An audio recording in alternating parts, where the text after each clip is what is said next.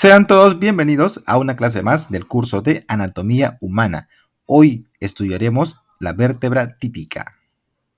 En la clase pasada estudiamos a la columna vertebral, la cual está formada por 33 vértebras, que están distribuidas en 5 regiones o 5 grupos de vértebras, las cuales son desde la parte superior hasta la parte inferior. Primero están las vértebras cervicales, que son 7, luego siguen 12 vértebras torácicas, luego van a seguir 5 vértebras lumbares, luego sigue 5 vértebras sacras. En el adulto están fusionadas en un solo hueso sacro. Sin embargo, en etapas tempranas están separadas. Y por último, nos encontramos con 4 vértebras coxígeas. En el adulto también están unificadas, solidificadas y unidas. Sin embargo, en etapas tempranas también están sueltas. Muy bien, ahora vamos a estudiar las características de una vértebra típica. Los grupos mostrados anteriormente, es decir, las vértebras cervicales, torácicas, lumbares, sacras y coxígeas, se han clasificado de esta manera porque cada grupo tiene características particulares. ¿Ya? Tienen características particulares. ¿Ok? Sin embargo, en esta clase vamos a estudiar a la vértebra típica, es decir, vamos a estudiarlas con las características comunes que tiene una vértebra. Es así que una vértebra típica consta de ¿qué? De un cuerpo vertebral y un arco vertebral. Según el código de colores, lo que está de color celeste viene a ser el cuerpo vertebral, el cuerpo de la vértebra, y lo que está de color morado es el arco vertebral, llamado así por la forma que tiene como de un arco. Esta es una vista superior de una vértebra típica y esta es una vista lateral de una vértebra típica. Este cuerpo vertebral es anterior, esta parte es anterior y por aquí está la parte posterior. El principal componente que soporta el peso del cuerpo es justamente esto, el cuerpo vertebral. Es así que en la parte inferior o en la base de la columna vertebral vamos a observar vértebras donde el cuerpo vertebral es más ancho. Y a medida que vamos descendiendo de la parte superior a inferior, este cuerpo se hace más ancho, ¿ok? Porque mientras más bajo va a soportar la mayor cantidad de peso de la parte superior. Muy bien, y justamente va a aumentar el tamaño desde la vértebra C2, es decir, cervical 2, hasta la vértebra lumbar 5, que es la última vértebra del grupo de los lumbares. Por otro lado, el arco vertebral tiene una serie de proyecciones características, como podemos observar acá. Tiene estas proyecciones características. Estas proyecciones, estas caras articulares y estas apófisis funcionan como accesorios para músculos y ligamentos. Además, sirven como palancas para la acción de los músculos y sitios de articulación con vértebras adyacentes. Muy bien, entonces, en resumen, el cuerpo vertebral, su función principal es de soporte, de soportar el peso corporal. Y el arco vertebral, con sus proyecciones, va a permitir la inserción, el origen de músculos y ligamentos. Además, sirve como palanca para la acción de los músculos y también como sitios de articulación con vértebras adyacentes y con costillas. ¿Ok? Muy bien. Ahora, vamos a estudiar las partes de una vértebra típica. De color celeste está el cuerpo vertebral. En esta vista superior. El arco vertebral se divide en las siguientes partes. El arco vertebral, que representaba toda esta parte, se divide en las siguientes partes. Está formado por dos pedículos. Dos pedículos. El arco vertebral, esta base, son uno y dos pedículos. Estos dos pedículos van a formar una lámina. Una lámina. Es decir,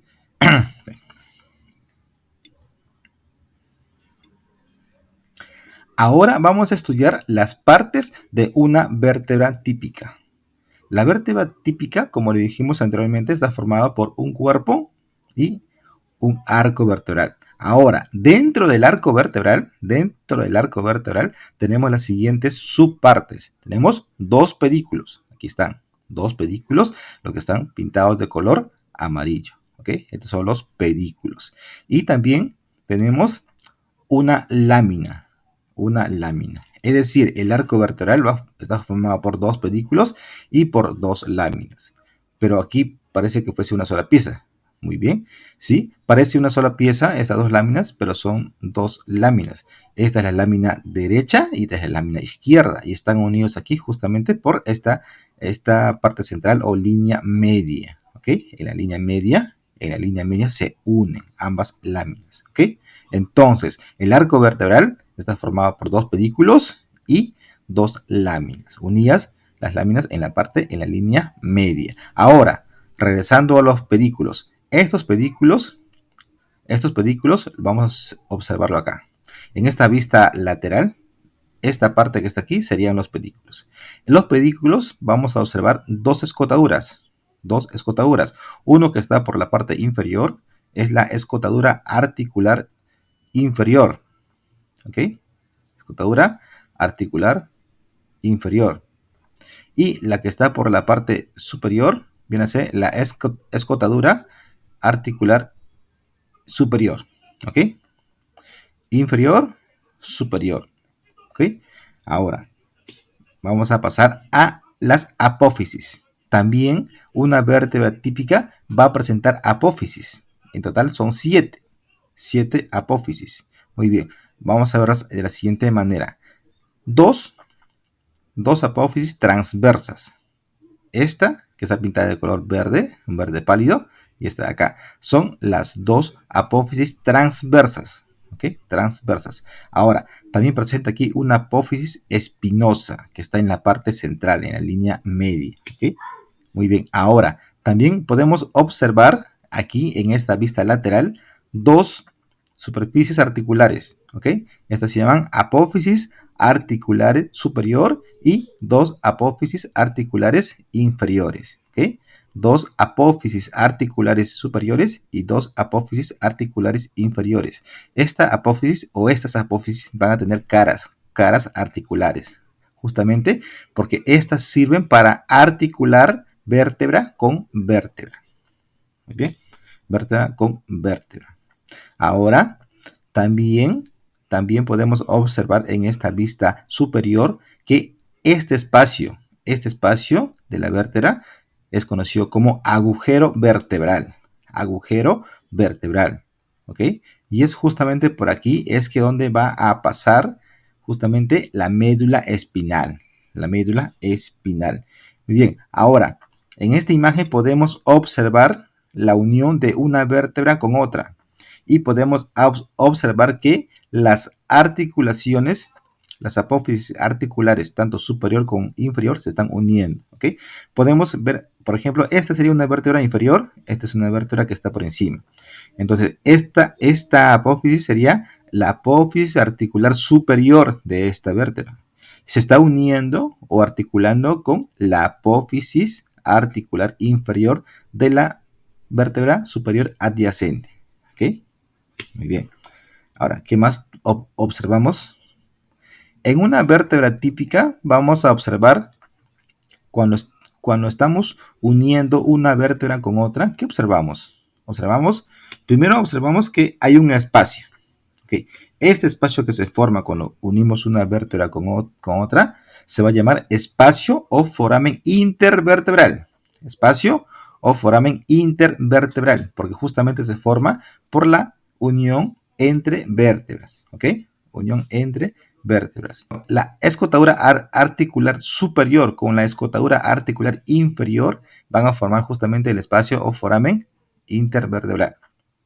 Tener presente que la escotadura articular superior es de la vértebra que está en la parte inferior y la escotadura articular inferior es de la vértebra que se encuentra en la parte superior. Estas dos van a formar este espacio o foramen intervertebral. ¿Y para qué sirve este espacio?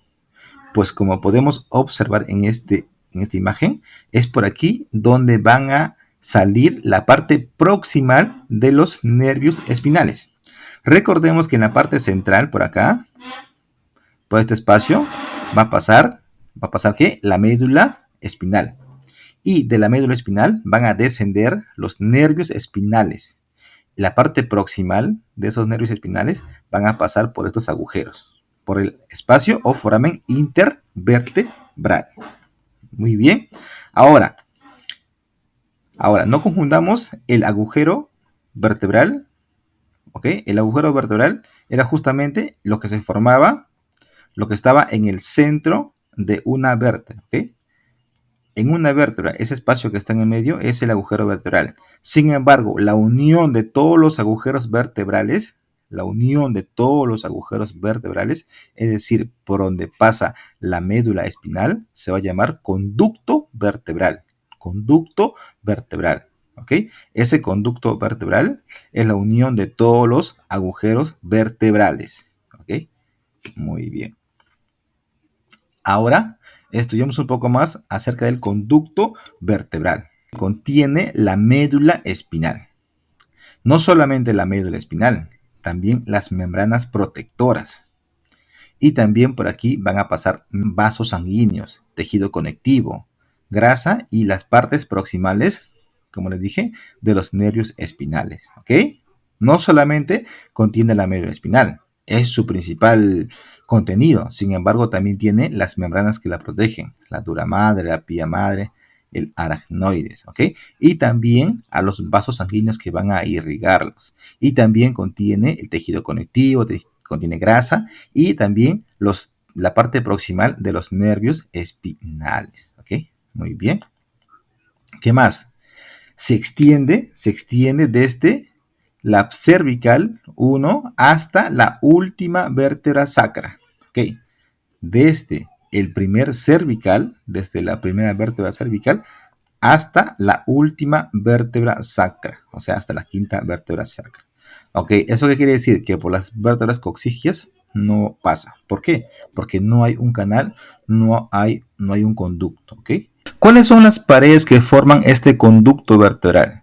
Muy bien. Vamos a observar esta imagen, que es una vista superior de una vértebra típica. ¿Ok?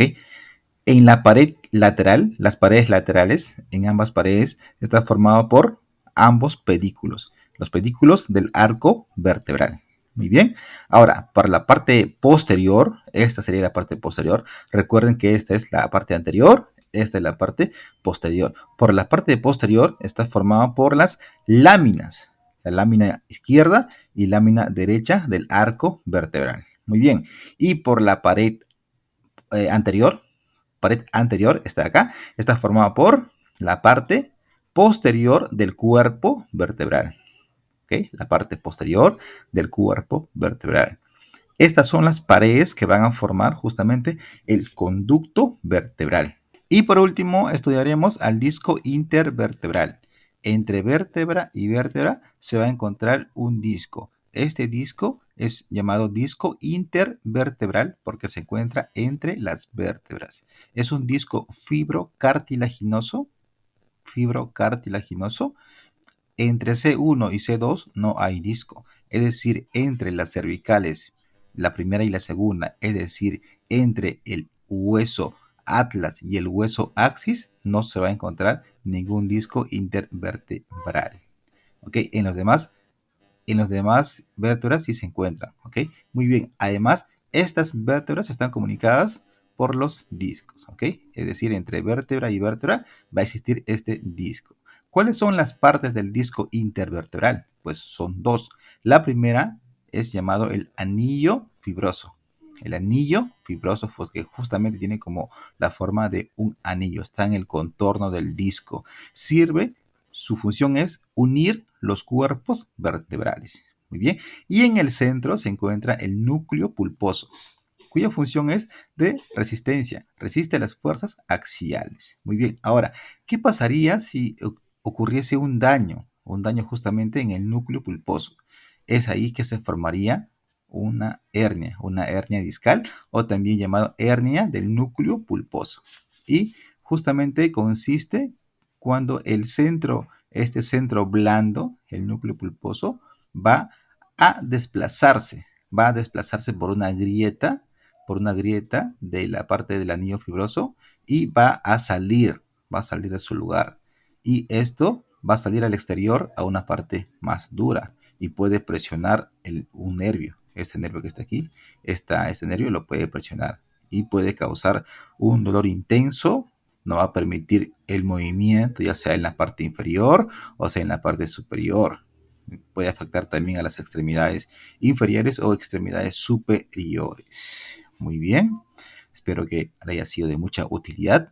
En la próxima clase vamos a estar publicando acerca de la anatomía de cada uno de los grupos vertebrales, cada uno de los tipos de vértebras, las vértebras cervicales, vértebras dorsales, vértebras lumbares y así. Muchas gracias.